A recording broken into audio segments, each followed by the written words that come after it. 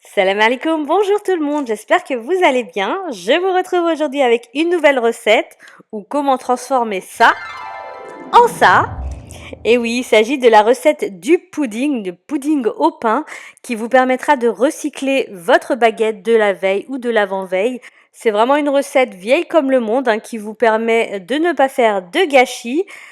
Ici, donc, je l'ai faite au caramel. Vous pouvez y insérer des fruits, des raisins secs.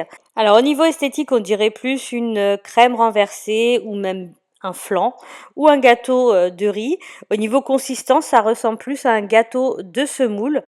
Et donc, pour recycler le pain, ça change un petit peu du pain perdu. On passe tout de suite à la préparation, c'est super simple.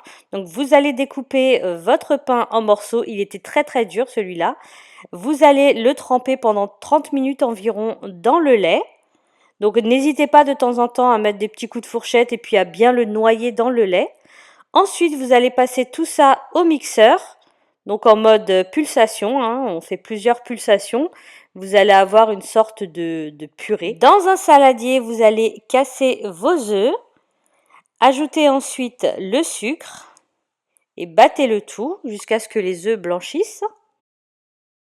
Ajoutez ensuite la préparation précédente, donc le pain avec le lait que vous avez mixé. On ajoute ensuite les graines d'une gousse de vanille. Si vous n'avez pas, donc vous pouvez y mettre de l'arôme vanille. Donc moi j'ai mis quelques graines de gousse de vanille et un petit peu d'arôme vanille. Voilà, comme vous pouvez le constater. Vous mélangez le tout. Ensuite, vous allez verser le caramel dans le fond de votre plat. Donc on en met un petit peu partout ainsi que sur les côtés. Ça évitera que ça colle. Vous pouvez bien sûr faire votre propre caramel liquide. Mais moi, j'en ai toujours un dans mes placards, ça me dépanne souvent, comme ce jour-là d'ailleurs. Donc, on fait en sorte d'en avoir plein autour du plat et vous allez déposer donc votre préparation dans votre plat.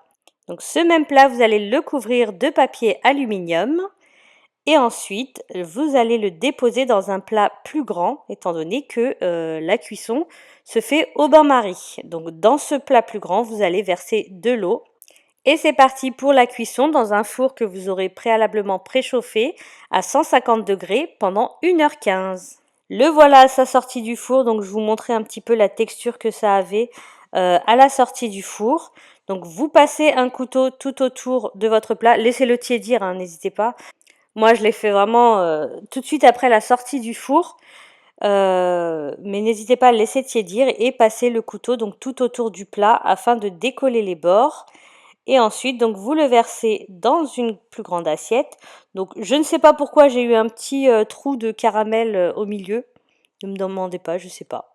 Alors, voici la texture. Là, il est encore tiède. Je voulais vous montrer la texture qu'il a peu après la sortie du four. Donc, il a plus une texture de riz au lait.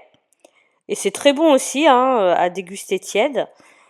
Ensuite, le mieux, c'est de le laisser au frais pendant au moins 2 heures. Il aura plus une texture de flan, on va dire. Je vous montre ça de suite. Donc là, voilà, il a passé plus de 2 heures au réfrigérateur. Et comme vous pouvez le constater, la texture est beaucoup plus ferme. Moi, je le préfère comme ça. Je le préfère bien frais également. Voilà, j'espère que la recette vous aura plu. C'est vraiment une recette à garder dans vos carnets pour éviter le gâchis, le gaspillage s'il vous reste une baguette un jour. Voilà, j'espère que cette vidéo et cette recette vous auront plu. N'hésitez pas à me taguer si jamais vous testez la recette.